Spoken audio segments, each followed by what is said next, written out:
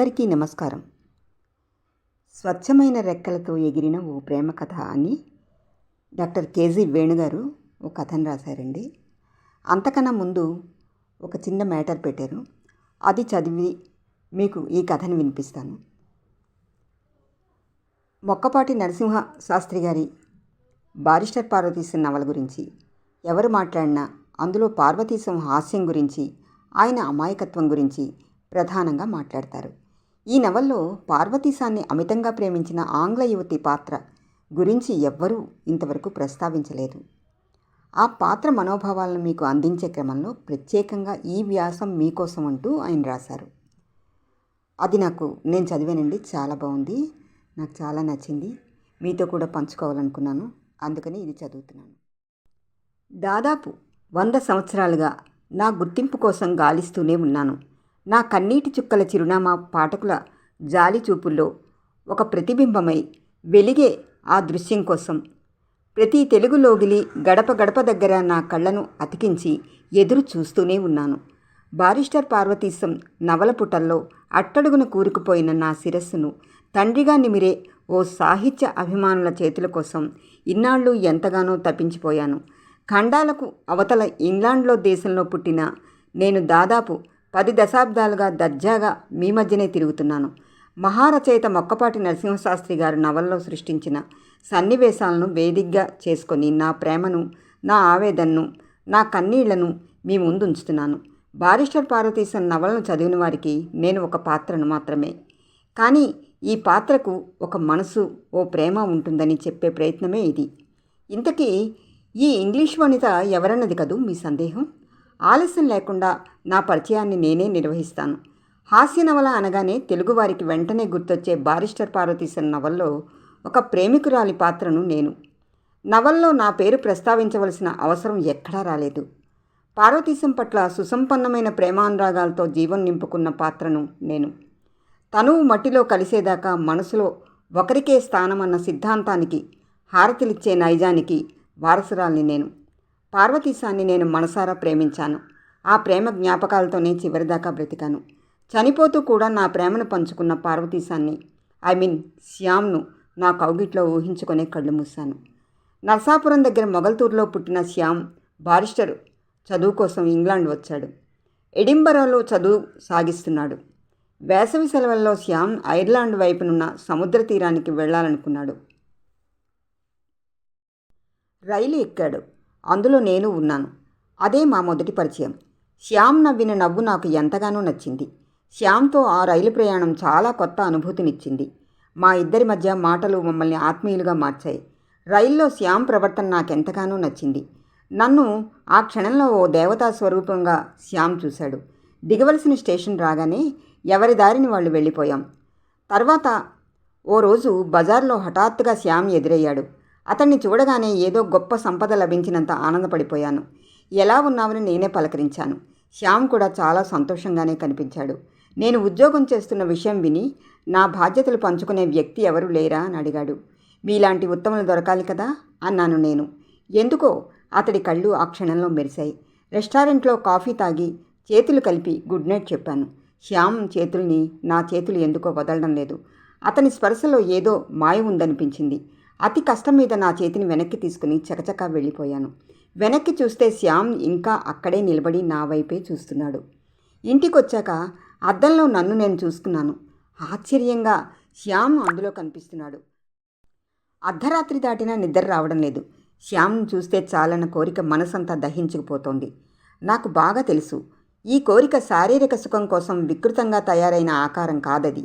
ఆ తర్వాత ఉదయించే సూర్యుల్లో, వీస్తున్న గాలిలో, కురుస్తున్న మంచులో, ఇలా అన్నింటిలోనూ నాకు శ్యామ్ కనిపించడం మొదలుపెట్టాడు. కనురెప్పల్ని మూయటం మర్చిపోయాను. కారణం, రెప్పల మధ్యలో కొంటెగా నవ్వుతూ శ్యామ్ నిలబడి కవ్విస్తున్నాడు. తెల్లారి తలుపులు తీస్తే చాలు ప్రపంచమంతా తానే విస్తరించినట్లు భ్రమపడుతున్నాను. నేనెవరో నేనే మర్చిపోయిన స్థితిలో శ్యామ్తో చెప్పే సమయం కోసం నిమిషాలు యుగాలుగా గడిపాను. మా ప్రణాళిక ప్రకారం అనుకున్న రోజు తప్పకుండా కలుసుకునేవాళ్ళం. ఇద్దరం కలిసి సినిమాకు వెళ్ళేవాళ్ళం. ఒకరోజు సినిమా నచ్చక మాకు నచ్చిన కొండ మీదకు వెళ్ళాం. శ్యామ్కు దగ్గరగా జరిగి అమాంతం కౌగిలించుకొని అతడికి భార్యగా మిగిలిపోవాలన్న నా మనసులోని మాటను చెప్పాను.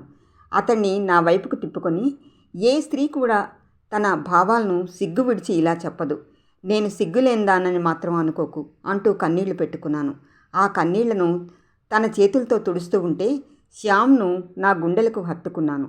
నా కౌగిల్లో శ్యామ్ పరవశుడైపోయాడు. ఆ తర్వాత మెల్లగా తాను మాట్లాడడం మొదలుపెట్టాడు. నువ్వు మీ వాళ్లను విడిచిపెట్టి మా దేశం రాగలవా? లేక నేను నా వాళ్లను వదిలిపెట్టి మీ దేశంలో ఉండగలనా? నువ్వు మా దేశంలోకి వచ్చినా మా వాళ్ళు మనల్ని గుమ్మంలోకి కూడా రానివ్వరు. ఈ పరిస్థితుల్లో మన వివాహం సాధ్యం కాదు. మన కలయిక తాత్కాలికం మాత్రమే అన్నాడు. ఆ మాటలు విని నిర్ఘాంతపోయాను. కన్నీళ్లు తప్ప నాకు మాటలు రాలేదు. నేల మీద కూలబడి రోదిస్తున్నాను. నన్ను పట్టుకుని పైకి లేపాడు. నా దుఃఖం మరింత రెట్టింపైంది. వెక్కి వెక్కి ఏడుస్తూ, వెన్నెల లేకపోతే చందమామకు విలువుందా? చల్లదనం లేకపోతే మేఘం వర్షించగలుగుతుందా? నువ్వు లేకపోతే నేను అంతే శ్యామ్ అంటూ అతడి మెడ చుట్టూ చేతులు బిగించి ఏడవసాగాను. నా చెక్కిళ్లను ప్రేమగా నిమిరాడు. నా కళ్ళను ముద్దు పెట్టుకున్నప్పుడు నా విచారం మొత్తాన్ని మర్చిపోయాను. అతడి పెదాల స్పర్శతో Shyam is mine forever అనుకుంటూ అతని కౌగిట్లో గువ్వలా ఒదిగిపోయాను. పరీక్షల ఫలితాలు వచ్చాయి. శ్యామ్ ఫస్ట్ క్లాస్లో పాస్ అయ్యాడు. నా ఆనందానికి అంతులేదు. శ్యామ్ను మనసారా అభినందించాను. స్వదేశానికి శ్యామ్ తిరుగు ప్రయాణానికై ఖరారైపోయింది. తనను మరిచిపోయి అనుకూలుడైన యువకుణ్ణి వివాహమాడి సుఖపడమని శ్యామ్ ఉత్తరం రాశాడు. చదివి నవ్వుకున్నాను. నా దృష్టిలో ఈ లోకంలో యువకుడంటే శ్యామ్ మాత్రమే. మొదటిసారి శ్యామ్ నన్ను తన కౌగిట్లోకి తీసుకున్నప్పుడే నా పెళ్ళి అతడితో జరిగిపోయింది. మరో పెళ్లికి నా జీవితం సిద్ధంగా లేదు. ప్రయాణం రోజున లండన్ వెళ్లే రైలు ఎక్కి శ్యామ్ కూర్చున్నాడు. కిటికీలోంచి చూస్తూ చేతులు ఊపుతున్నాడు. రైలు కదిలింది. శ్యామ్ను చూస్తూ రైలు వెంట పరిగెత్తాను. పరిగెత్తి చివరకు ఆ రైలు పెట్టెలోకి అమాంతం దూకేశాను. శ్యామ్ నిర్ఘాంతపోయాడు. మందలింపుగా, ఏమిటి సాహసం? చావంటే భయం లేదా అన్నాడు. నీకోసం ప్రాణాలు పోయినా పర్వాలేదనుకున్నాను. వెంటనే నన్ను దగ్గరికి తీసుకున్నాడు. ఆ రాత్రంతా మేము మాట్లాడుకుంటూనే ఉన్నాం. ఆ రాత్రి ఇలాగే ఆగిపోతే బావుండుననిపించింది. రైలు దిగి శ్యామ్తో కలిసి నేను స్టీమర్ దాకా వెళ్ళాను. ఆ తర్వాత ఇద్దరం కలిసి డెక్ మీద నిలబడ్డాం. నేను మొత్తం శూన్యంగా మారిపోయాను. శ్యామ్ ఒక్కసారి నన్ను కౌగిలించుకోవా అని బ్రతిమాలాను. వెంటనే నన్ను తన గుండెలకు హత్తుకున్నాడు. 1000 జన్మల దాకా గుర్తుండిపోయే ముద్దుల్ని నాకు కానుగ్గా ఇచ్చాడు. ఇంతలో ఓడ బయలుదేరుతున్నట్లు గంట మోగింది. మనిషిని కోసి గుండెను ఎవరో లాక్కెళ్ళిపోతున్నట్లు ఉంది. ఇక వెళ్ళమన్నట్టు కళ్ళతోనే దారి చూపించాడు Shyam. Good bye, God bless you అన్నాను. కానీ నా మాటలు బయటికి రాలేదు. నేను అచేతనంగా ఓడ దిగి బయటకు నడిచాను. శ్యామ్ వెళ్ళిపోయాక అతడి మీద అసలు నాకు కోపం రాలేదు. మరింత ప్రేమ పెరిగింది. గతంలో శ్యామ్ చెప్పిన బాధాకరమైన మాటలేవి ఇప్పుడు నాకు గుర్తులేవు. ఒకరోజు చీకట్లో ఒంటరిగా కూర్చుని ఓ కఠినమైన నిర్ణయానికి వచ్చాను. నా ప్రేమకు రంగుల్ని మార్చలేను. శ్యామ్ రూపాన్ని నా మనసు నుంచి తుడిచివేయటానికి అద్దం మీద పడ్డ ధూళికళం కాదతడు.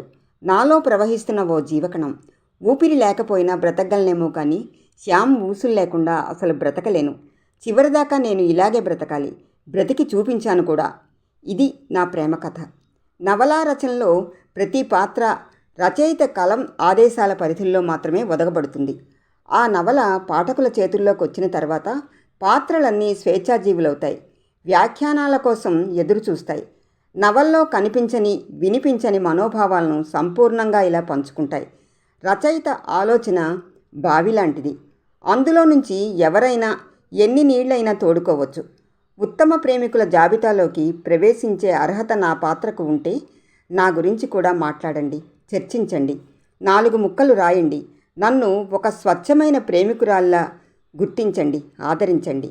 పారిస్టర్ పార్వతీశం పేరును ఎవరు ఎక్కడ ఉచ్చరించినా ఆ నీడలో ఆయన ప్రేమికురాలిగా ఎప్పటికీ తొంగి చూస్తూనే ఉంటాను.